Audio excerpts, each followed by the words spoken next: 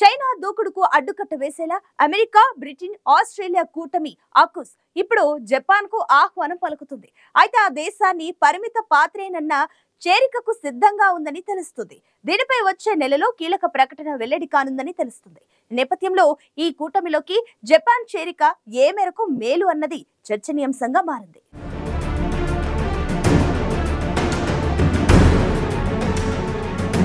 రక్షణ సాంకేతికతపై సహకరించేందుకు ఆ దేశాన్ని ఆహ్వానించడంపై అమెరికా, బ్రిటన్, ఆస్ట్రేలియాతో చర్చలు ప్రారంభించినందున జపాన్ ఏయుకేయుఎస్ భద్రతలో భాగమయ్యే అవకాశం ఉందన్న వార్తలు వెల్లువెత్తుతున్నాయి.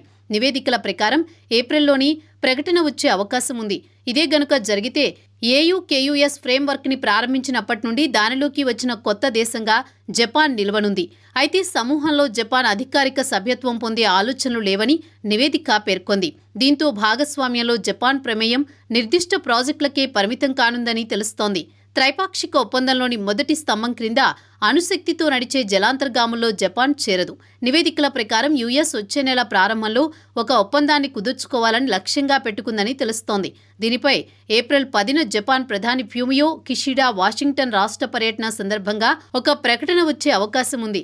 ఇటీవల ఇండో పసిఫిక్లో America, Australia, United Kingdom AUKUS కూటమిగా ఏర్పడిన విషయం తెలిసిందే. తాజాగా ఈ కూటమిలో భారత్ లేదా జపాన్ను చేర్చుకోవడంపై అమెరికా స్పష్టతనిచ్చింది.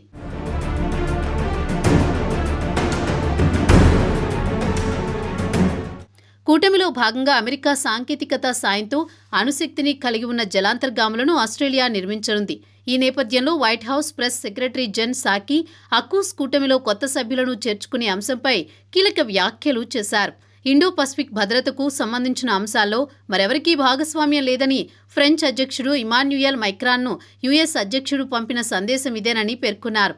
అకూస్ కూటమిలో తమకు చోటు కల్పించడంపై విమర్శలు గుప్పించిన ఫ్రాన్స్ ఇండో పసిఫిక్ ప్రాంతంలో ఎదుర్కొంటున్న సాధారణ సవాళ్లపై పొందిక లేకపోవడాన్ని ప్రతిబింబిస్తోందని వ్యాఖ్యానించింది. ఇండో పసిఫిక్ ప్రాంతంలో చైనా ప్రాబల్యం ఎక్కువ అవడంతో దానిని నిలువరించేందుకు అమెరికా ప్రయత్నిస్తోంది. ఇందులో భాగంగా బ్రిటన్, ఆస్ట్రేలియాతో కలిపి ఈ చారిత్రాత్మక ఒప్పందాన్ని కుదుర్చుకుంది. ఇండో పసిఫిక్ ప్రాంతంలో భద్రత, శ్రేయస్సును ప్రోత్సహించడమే లక్ష్యంగా ఈ నూతన భాగస్వామ్యం ఏర్పడిందని అమెరికా అధ్యక్షుడు జో బైడెన్, యూకే, ఆస్ట్రేలియా ప్రధానులు బోరిస్ జాన్సన్, స్కాట్ మోరిసన్ సంయుక్త ప్రకటనలో తెలిపారు. ఒప్పందాన్ని చైనా తీవ్రంగా ఖండించింది.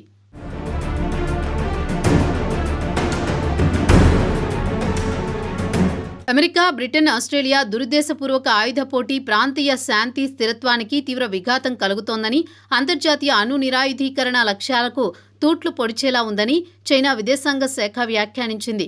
రోజురోజుకు చైనా దూకుడు పెంచడంతో పసిఫిక్లో America, Australia, United Kingdom AUKUS కూటమిగా 2021 సెప్టెంబర్లో ఏర్పడ్డాయి.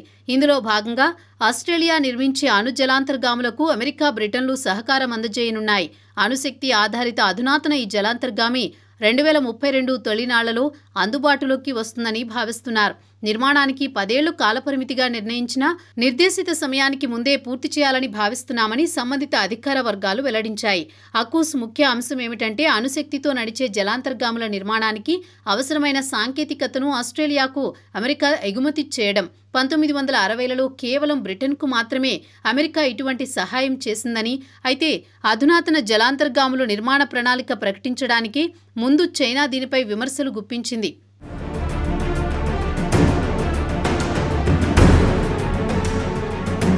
అకూస్ ఆయుధ పోటీని ప్రారంభించే ప్రమాదం ఉందని చైనా హెచ్చరించింది. 3 దేశాలు అణువ్యాప్తి నిరోధక ప్రయత్నాలను వెనక్కి నెట్టివేస్తున్నాయని ఆరోపించింది.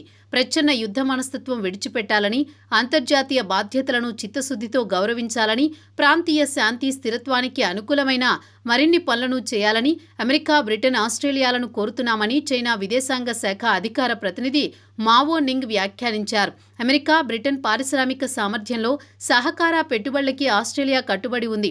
రాబోయే దశాబ్దాల్లో జలాంతర్గాములను కొనుగోలు చేయడానికి, సొంత పారిశ్రామిక సామర్థ్యాన్ని పెంపొందించడానికి $100 బిలియన్ పైగా ఖర్చు చేస్తుంది. అమెరికా, బ్రిటన్ల నౌకా నిర్మాణ సామర్థ్యం పెంచనుంది అని జపాన్ టైమ్స్ నివేదిక పేర్కొంది.